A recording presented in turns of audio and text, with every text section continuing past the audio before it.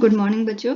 आज हम कक्षा 7 वसंत से पार्ट 3 हिमालय की बेटियां पढ़ेंगे, जिसके लेखक हैं नागार्जुन। पहले लेखक का परिचय पढ़ते हैं। नागार्जुन हिंदी और मैथिली के महान लेखक और कवि थे। वे अनेक भाषाओं के ज्ञाता व प्रगतिशील विचारक भी थे। साहित्यकार नागार्जुन ने हिंदी के अतिरिक्त मैथिली, संस्कृत एवं बांग्ला में मौलिक रचनाएं भी की थीं तथा संस्कृत, मैथिली एवं बांग्ला में अनुवाद कार्य भी किया। जन्म 30 जून 1911, स्थान मधुबनी जिला, मृत्यु 5 नवंबर 1998, स्थान दरभंगा जिला। पुरस्कार साहित्य रत्न अकादमी, रचनाएं वरुण के बेटे, रतिनाथ की चाची आदि। हम पाठ का सार पढ़ेंगे। हिमालय की बेटियां पाठ का सार पढ़ेंगे। लेखक ने अब तक गंगा, यमुना, सतलुज जैसी नदियों को मैदानी भागों में ही देखा था। वह उनके प्रति आदर और श्रद्धा के भाव रखता था। इन नदियों की धारा उसे माँ, मौसी या नानी की गोद सी सुखद लगती थी। नदियाँ अपने घर में। इन नदियों को उनके अपने घर अर्थात हिमालय पर देखने से पता चलता है कि यह दुबली पतली, कमजोर से दिखने वाली नदियाँ मैदानों में कितना विशाल रूप धारण कर लेती हैं। अपने घर में हंसने खेलने वाली नदियां मैदानों में कितनी शांत तथा गंभीर हो जाती हैं। यहाँ इनकी लीलाएं देखकर मन में अनेक जिज्ञासाएं व आश्चर्यजनक प्रश्न उठते हैं। मन में प्रश्न उठता है कि आखिर अपने पिता हिमालय का प्यार छोड़कर ये किस लक्ष्य की ओर बढ़ती जा रही हैं। बर्फ युक्त चोटियां, हरी भरी घाटियां, पहाड़ियां, यही तो इनका घर है। किंतु खेलते खेलते चीड़ और देवदार के जंगलों में चले जाने पर इनका पिता हिमालय चिंतित होता होगा। इन प्रश्नों का जवाब तो चुप रहने के अलावा चोटियों के पास भी नहीं है। हिमालय और उसकी अन्य बेटियां।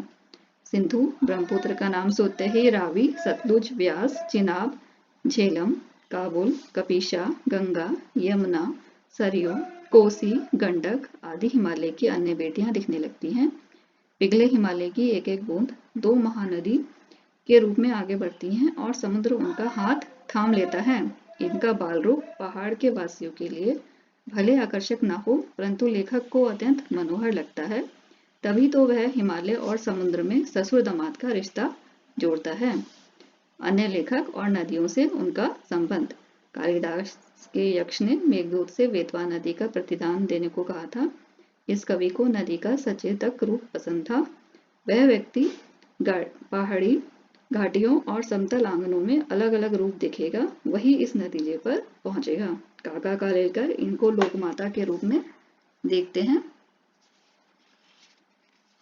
नदियों के प्रति लेखक की भावनाएं। लेखक इनके मां बनने से पूर्व इनको बेटियों के रूप में देखना चाहता है। वह थोड़ा सा और आगे बढ़कर इन्हें प्रेयसी की भावना से देखता है। वह उन्हें ममता के एक और धागे अर्थात बहन के रूप में भी देखता है। एक दोपहर सतलुज के किनारे बैठकर जब वह अपने पांव उसके शीतल जल में डाल देता है तो वह तरोताजा हो जाता है। उसका तन और मन प्रसन्न हो उठता है और सतलुज के से बहन का संबंध जोड़कर उसके और हिमालय की प्रशंसा में गीत गाने लगता है।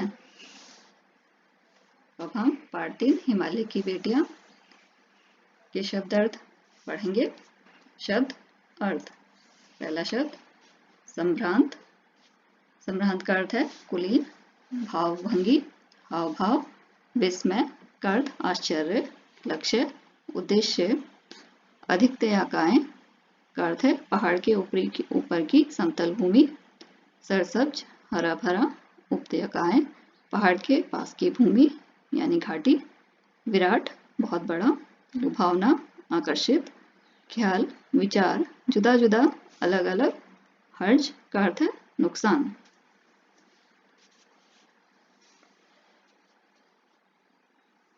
अब हम पार्ट 3 हिमालय की बेटियां के प्रश्न उत्तर पढ़ेंगे। प्रश्न नंबर 1। नदियों को मां मानने की परंपरा हमारे यहाँ काफी पुरानी है, लेकिन लेखक नागार्जुन उन्हें और किन रूपों में देखते हैं। उत्तर। नदियों को मां मानने की परंपरा भारतीय संस्कृति में अत्यंत पुरानी है। नदियों को मां का स्वरूप माना गया है। नदियां अपने जल से मां के समान हमारा पालन पोषण करती हैं, हमारे खेतों को सींचती हैं। लेकिन लेखक नागार्जुन ने उन्हें बेटी, प्रेयसी व बहन के रूपों में भी देखते हैं। प्रश्न 2। सिंधु और ब्रह्मपुत्र की क्या विशेषताएं बताई गई हैं। उत्तर। सिंधु और ब्रह्मपुत्र हिमालय की दो ऐसी नदियां हैं जिन्हें ऐतिहासिकता एवं महत्व के आधार पर पुल्लिंग रूप में नद भी कहा गया है। इन्हीं दो नदियों में सारी नदियों का संगम होता है। कहा जाता है कि ये दो ऐसी नदियां हैं जो दयालु हिमालय की पिघले हुए दिल की एक एक बूंद से निर्मित हुई हैं। इनका रूप विशाल और विराट है। इनका रूप इतना लुभावना है कि सौभाग्यवशाली समुद्र भी पर्वतराज हिमालय की इन दो बेटियों का हाथ थामने पर गर्व महसूस करता है। प्रश्न 3, काका कालेलकर ने नदियों को लोकमाता क्यों कहा है? उत्तर, नदियां युगों युगों से मानव जीवन के लिए कल्याणकारी रही हैं। वे युगों से एक माँ की तरह हमारा भरण पोषण करती हैं। इनका जल भूमि की उर्वरा शक्ति को बढ़ाने में विशेष भूमिका निभाता है। इसलिए नदियां माता के समान पूजनीय, पवित्र एवं कल्याणकारी हैं।